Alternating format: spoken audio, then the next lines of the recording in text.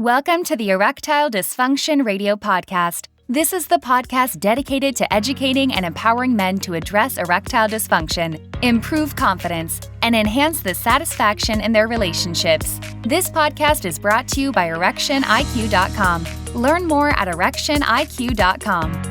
Welcome to the Erectile Dysfunction Radio Podcast. I am Mark Goldberg, certified sex therapist. I am deeply passionate about working with men like you to help resolve their ED. And we are back on the ED Radio Podcast. Today we're discussing the problem with perfection. Problems with chasing perfection when it comes to erections, erectile dysfunction, and sex. We all know perfectionists in our everyday lives. But what's the problem with being a perfectionist from your perspective as a mental health expert? What is the problem with chasing perfection? Of course, assuming there's a problem with that at all. Casey, this is a good question. I don't like to paint with very broad strokes, as many of our listeners know. I think that the pursuit of perfection can be a big motivator for a lot of people. I think the drive to want to improve, to want to become perfect or work towards perfection is a big motivator, and it really helps fuel a lot of people. That being said, when the pursuit of perfection becomes the standard to which somebody holds themselves, this can be very difficult. Perfection plays itself out differently in different pursuits that a person may have.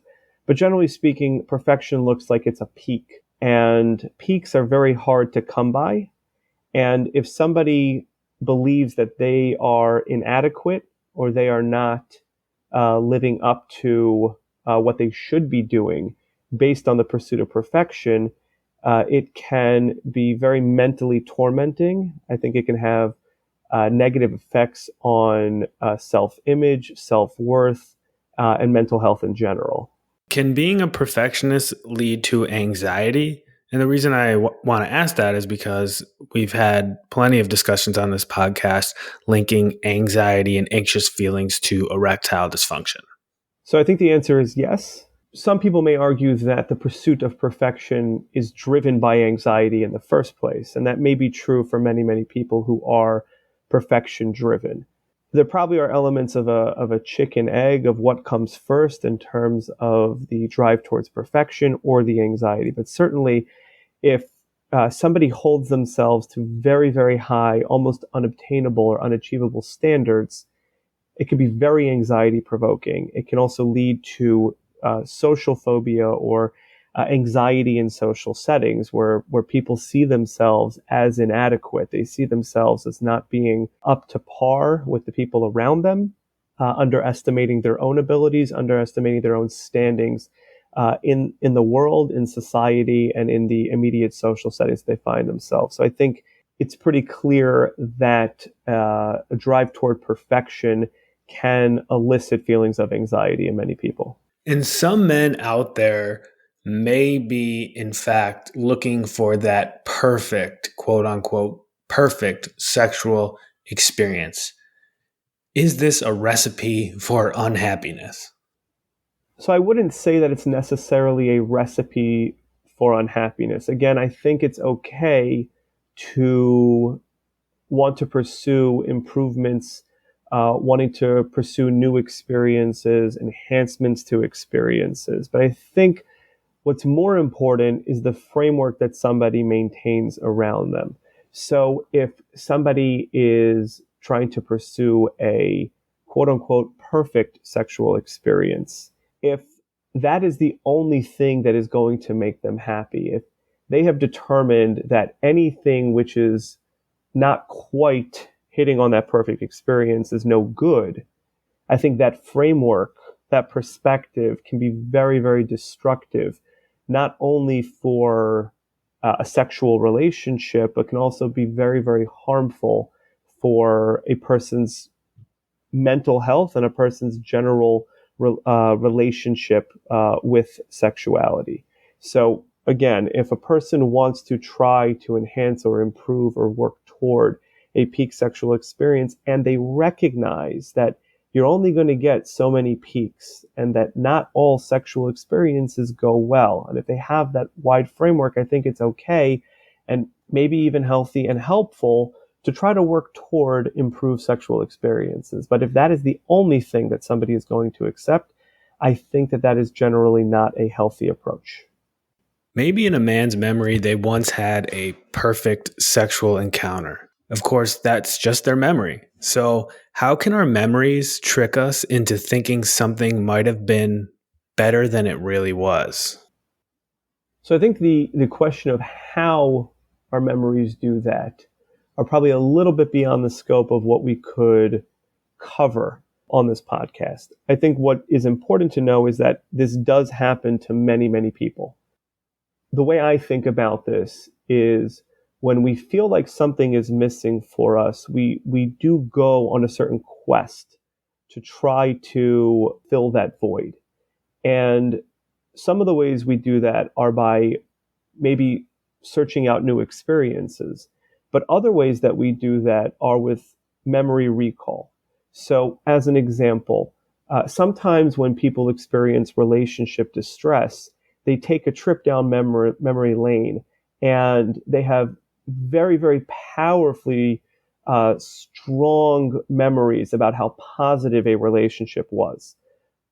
Of course, when they're not in distress in their current relationship, a more realistic picture emerges. And I think that a way to look at that is that when we are trying to fill a gap that we are experiencing currently, we have a way of recalling memories or recalling past experiences with sometimes a rosier type of feel. Of course, the opposite can be true as well, where our memories can be far more negative than they actually may have been or may have been experienced, depending on what we are going through currently. So I think there's a certain level of deception that can be experienced based on what we are feeling now, what we feel like is missing for us. Many men may be trying to chase the quote-unquote perfect erection. Perhaps they are looking to recapture that type of perfect erection they had in their younger years. I think you've discussed this topic before. Why is this a problem? So I want to remind our listeners first and foremost that I'm not sure if there's such a thing as a perfect erection. And you're right, Casey, I emphasize this point often on the podcast, and maybe I should emphasize it even more. An erection is only as good as the purpose of which it's going to be used. I think that a lot of men, when they notice a change in erections, they notice a change in rigidity, they notice that it takes a little bit longer than it used to. A certain panic can ensue, and subsequently men become very focused on how well or how similar the current performance is to past performances without looking at the bigger picture in terms of sexual pleasure, partner experience, overall sexual experience. These things have a tendency to get lost. So I think that one of the biggest challenges that men encounter when they're chasing a perfect erection is that they've almost lost sight of the purpose of the erection and what the goals are of their sex and sex life and sexuality in general. Having the expectation that something needs to be perfect can oftentimes leave someone unsatisfied. This is true in many of life's endeavors, not just sex. Can you remind us as to the importance of setting realistic expectations? I'm not sure if I can emphasize this point enough. So first and foremost, I want to emphasize that when talking about realistic expectations, that does not mean to give up on what you are trying to achieve. That does not mean giving up on partnered sexual activity or giving up on ever having a satisfying sexual experience or satisfying erection. Realistic expectations, though, does mean having to give up on a very specific scripted narrative, that things have to work in a certain type of way. Men who cling or hold on to a very specific sexual script with a very specific narrative are going to struggle a lot more than men who are able to be more flexible in terms of sexual repertoire, in terms of what they are open to trying and experimenting and experiencing, as well as being more tolerant and accepting of slight differences in rigidity, slight differences in the time that it takes to achieve an erection, or how long a man can maintain an erection. Having some flexibility with this, paradoxically, is what allows for significant improvement in erections. I think this has been another great episode of the Erectile Dysfunction Radio Podcast, a really interesting subject that I think a lot of us can relate to when it comes to this chasing perfection thing. Any final takeaways for our listeners? So what I would want to add is expectations are not limited to erections or to what is experienced sexually by a man. There is a world of expectations with regard to how a partner is going to respond, what the role of an erection is going to be in the partner's experience, in the partner's pleasure. And I think a lot of men not only chase perfection in terms of the erection, I think that there is also a pursuit of a perfect sexual experience with regard to how a partner is going to respond, how it's going to make them feel, how much pleasure their partner is going to have. And that also can further compound the pressure that a man experiences, challenges with staying focused on pleasure and staying away from the worries and the anxiety. And anything that can be done to reset expectations, to improve communication, to actually ask the questions in terms of what a partner is interested in or wants, is going to help decrease that pursuit of perfection, help to bring things back to realistic. When we say realistic, we don't mean and subpar. Realistic and satisfying sexual encounters.